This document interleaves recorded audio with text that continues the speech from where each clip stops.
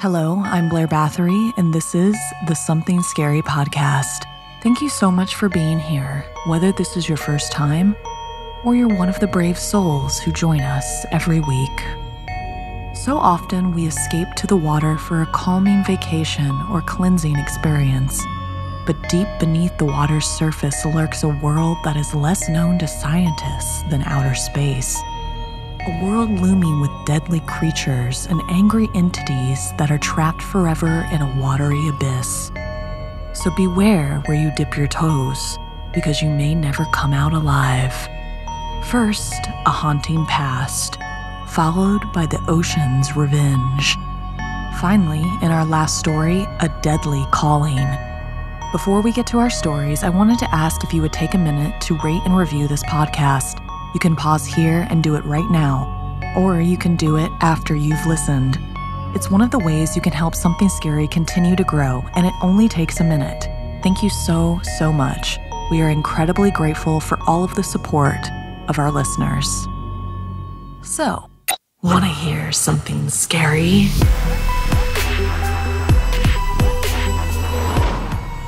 Deep blue dread.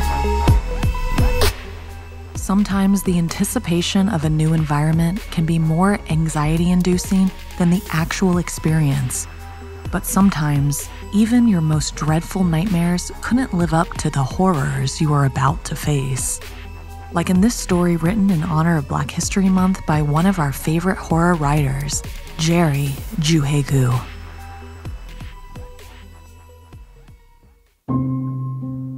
Jasmine hadn't really wanted to make the move from Los Angeles to Gainesville, Georgia. It's too slow and gets too cold for her there. Though her parents wanted to give her more, it wasn't quite the more she was looking for as she was headed into her high school years. They kind of sprung the whole thing on her because the entertainment strikes had really done a number on her parents' financial outlook and priorities. So their once seasonal lake home had become their now permanent home to the chagrin of Jasmine. The nights in Gainesville, Georgia are nothing like Los Angeles, pitch black with the yard only illuminated by the glow of the moon through the trees. Jasmine could hear the wind rippling across the lake. Sounds through the country night air made it really hard to sleep in the dark bedroom, and when Jasmine heard a thud against her window pane, she sat up, catching her breath because her heart had skipped a beat. It was the witching hour, sometime between 3 to 4 in the morning. Jasmine could feel the hair on her arms stand up. They were on their way.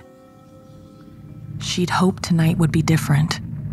Not tonight, she whispered to herself as she reached through the darkness to grab her phone. It was as if she had believed the flashlight on the phone would somehow act as a lightsaber and protect her. However, there was nowhere to hide from them. Even though she needed to use the bathroom after being startled awake, Jasmine dared not to attempt to leave the safety of her bed because her parents' room was clear on the other side of the 6,000 square foot house. Her parents would never get to her if she made a run for it, and they know the house, the woods, and the lake better than any living creature. Pulling up her fluffy white blanket, Jasmine tried to make herself small underneath the covers, curling up and into a fetal position, open just enough to see out. All she could think about was protecting her face if they came close tonight. Her eyes fitted across the room frantically from the windows, to the opposite wall, to the bedroom door that seemed miles away. It was late, and Jasmine knew it would only be a matter of time before they carried her off through the woods and onto the dock. Jasmine was 7 the first time she saw them. Her parents thought she was sleepwalking, so they set up locks to keep her inside. Unfortunately, what they really needed to do was call Ghostbusters to keep them out. She could never get used to this house on Lake Lanier. It had been hard coming out to the lake house through the years, but she always knew she would get to leave and go back home after summer vacation. Now, there is no vacation. Discouraged, Jasmine closed her eyes and waited. They took turns poking her. She knew they wanted something, but she could never remember the encounters long enough to figure it all out. She'd just wake up in bed with muddy feet in the mornings. It's always like waiting for the roller coaster ride to drop. One minute you're sleeping, and the next you're staring at the present and the past at the same time. Their eyes sunken and sullen as they stood around in their vintage 1950s attire, almost like they had been crying all night. Sometimes they would have suitcases and crates. Other times they'd just stand on either side of Jasmine, silent and waiting. Wide-eyed, Jasmine gripped her pajamas as the tugging on her body intensified. She was levitating off the bed and, in an instant, she was in the woods, surrounded by hundreds of people that were not forming a circle of trust. Shivering, cold, and panting, Jasmine's stomach dropped as the crowd's mood shifted. They wrangled her towards the clearing of the dock. Her legs trembled as the moist red clay mud filled in the gaps between her toes, and the brush scraping against her bare arms drew blood. Only the light of the moon gave Jasmine any indication that her house was now a full acre behind her, and the water was nigh. "Please," Jasmine cried out, but the sound just faded into the night. It felt like tonight was different, rougher. The crowd felt angry, because they were. Tonight's the anniversary of their 1950 displacement. Jasmine had heard the ghost stories through the years. Lake Lanier was a man-made lake, and occasionally people would disappear on the lake to never be found again. But she was very careful not to swim out in the deep or even alone, for fear she would become one of the over 675 unrecovered souls lost in those murky waters. This crowd was the black townspeople from Oscarville, wailing and mourning the loss of their land, their schools, and their businesses to the filling of Lake Lanier. Carrying Jasmine, they stepped up to the water's edge. She could taste blood on her lips. It felt like it was being poured over her, but that was terror washing over her. She tasted more and more blood as her teeth cut through her bottom lip. A more violent push on Jasmine's shoulders happened as they took her out into the water, their arms squarely against her shoulders, legs, and torso as if being offered up. Whimpering, Jasmine tried to scream, but no sound came out. The rain started pouring, like 1,000 cold knives against her face and skin. With her arms outstretched, Jasmine also began to wail. Cradling the base of her skull, they took her deeper and deeper into the murky waters of Lake Lanier. Shuddering, Jasmine glanced back at the house through the woods as she thought, "No one is ever going to find me." Her body trembled because Jasmine understood tonight was about retribution. A child for a child, a house for a house, a soul for a soul. Suddenly, as they carried Jasmine deeper into the murky waters, flames burst out atop them. A ghostly silhouette of the white mob fires cleansing the land of 1,100 African Americans lit up the lake. The water felt warm against her skin now as the flames dashed around the crowd and Jasmine. However this was going to end, the townspeople wanted Jasmine to bear witness. "Please, please God, no," she yelled in her mind as the crowd moved further into the deep. She cried out, calling for help. All Jasmine heard was the swashing as the murky water enveloped her as she sank deeper. In earnest, Jasmine cried out again from underneath the bubbling water, and all went black. As she opened her eyes in the morning, Jasmine felt her mother cradling her in her arms as the murky water from her lungs spilled out onto the shore beside the dock. She could see the fear, the gratitude, and the confusion on her mother's face. As their eyes finally locked, they both knew tonight had been so much more than a child sleepwalking through the night. Have you ever heard of the infamous Lake Lanier and the history behind it? Would you ever pay a visit to the famous Death Lake yourself?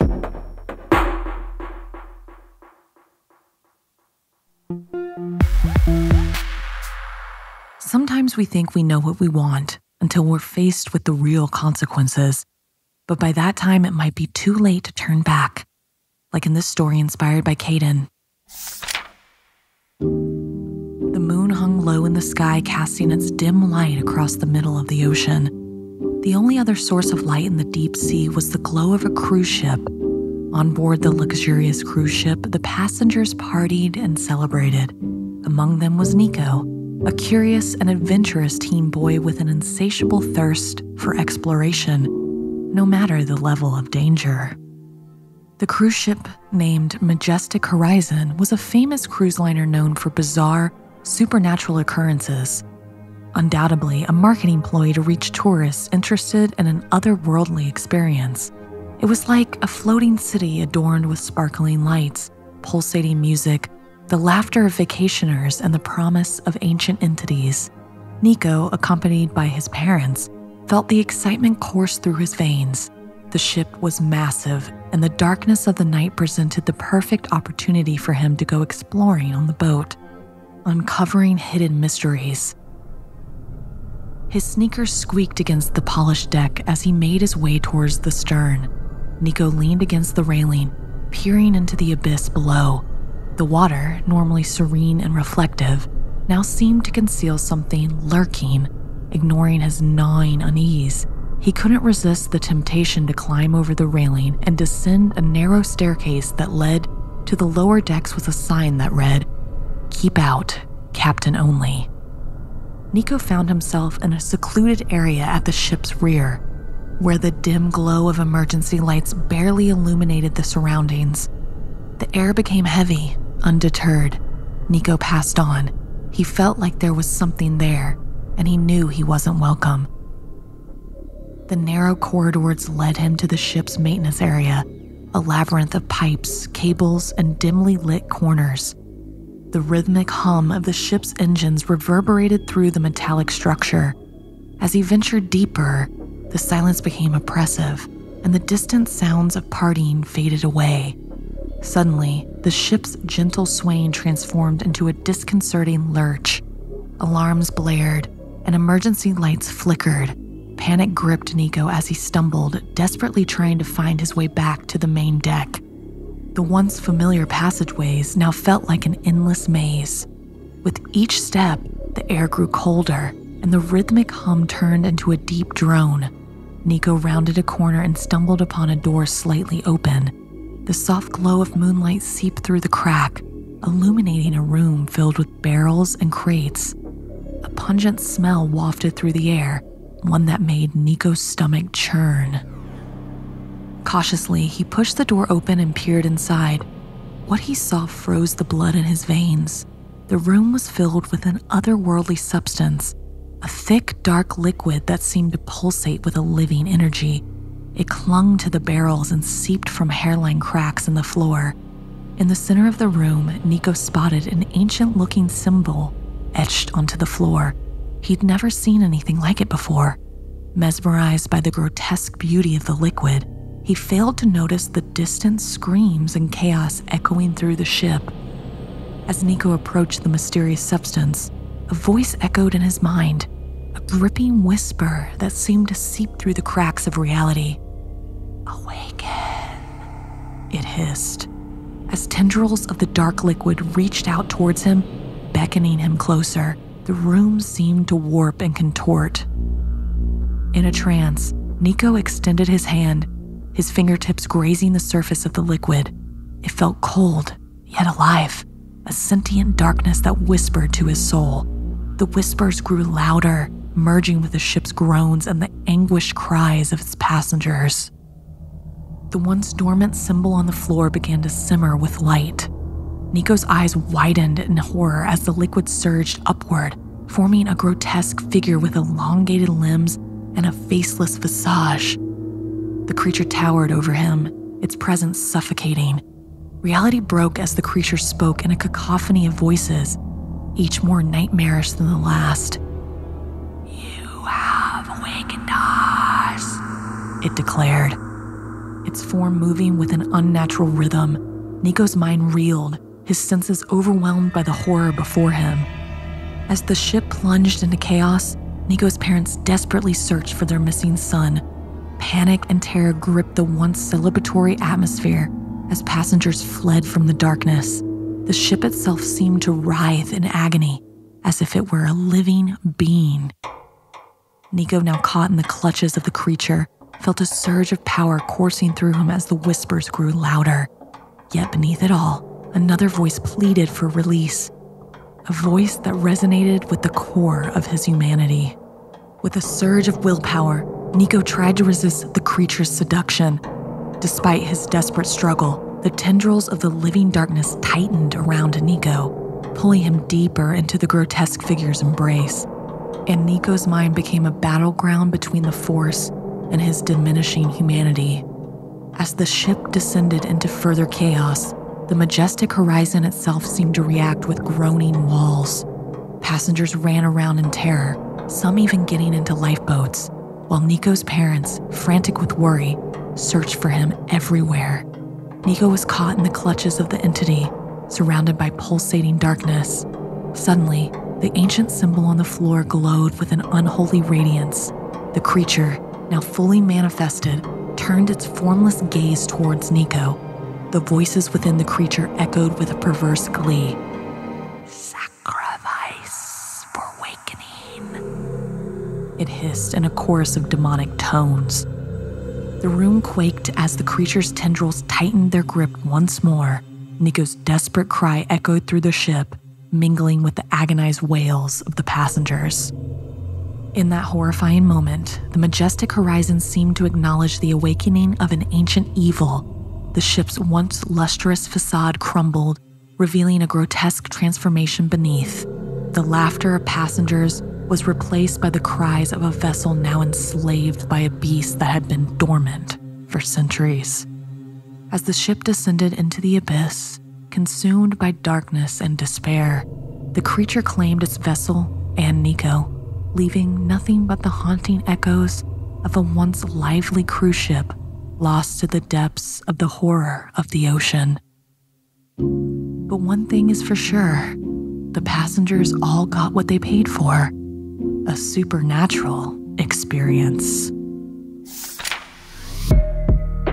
Have you ever been on a cruise ship? Did it freak you out to be in the middle of the ocean? Or was it calming? Did you encounter anything supernatural? If so, tell us your story by sending us an email at SomethingScary@snarled.com.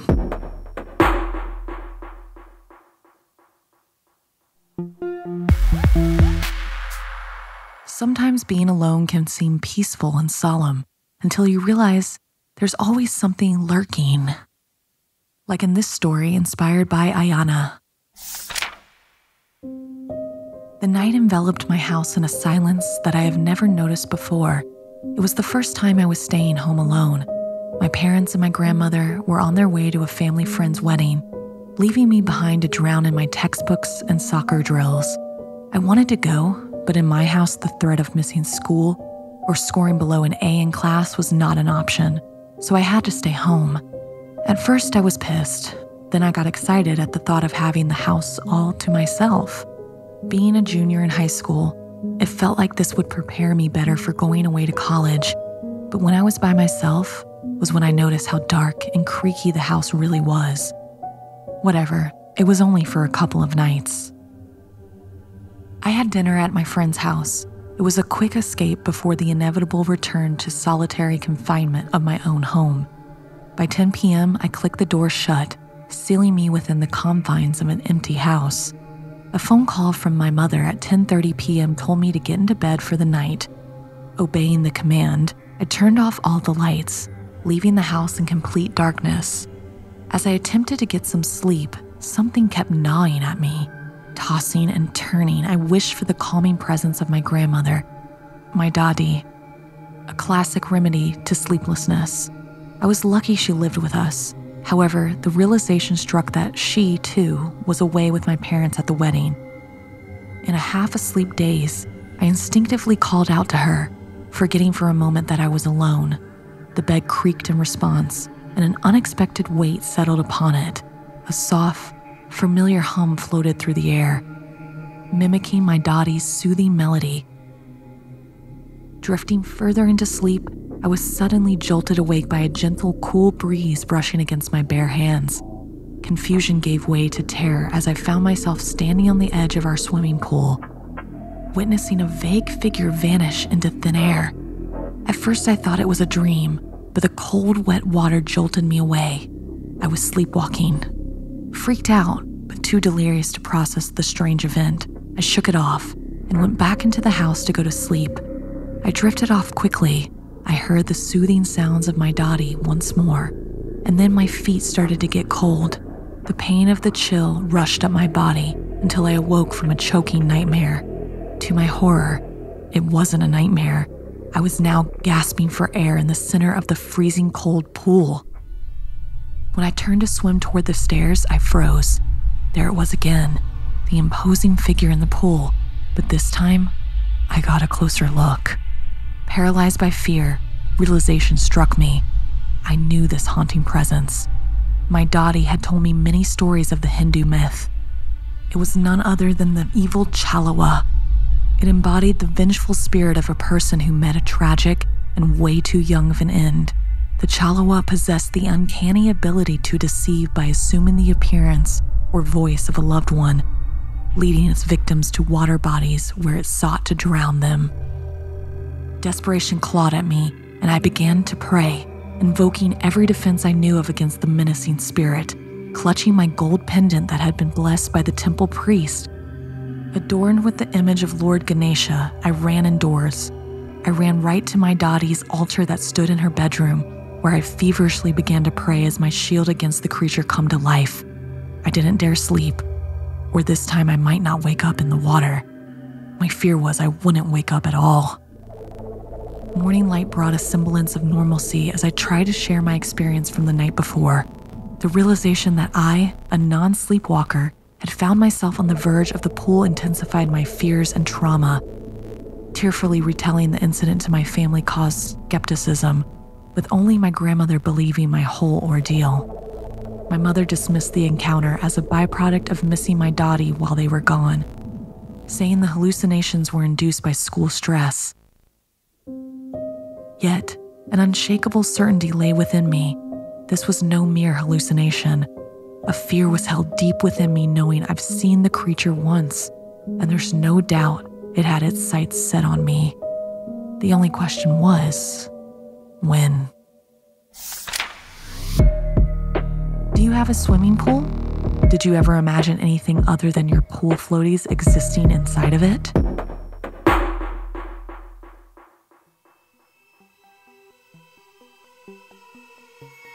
This week's podcast stories were edited by Sarah Lukasiewicz, narration by Blair Bathory, audio edited and mixed by Fitz Harris, additional audio editing by Calvin Linderman, produced by Anna Villalobos, executive produced by Gail Gilman, music by Sapphire Sindalo and Calvin Linderman.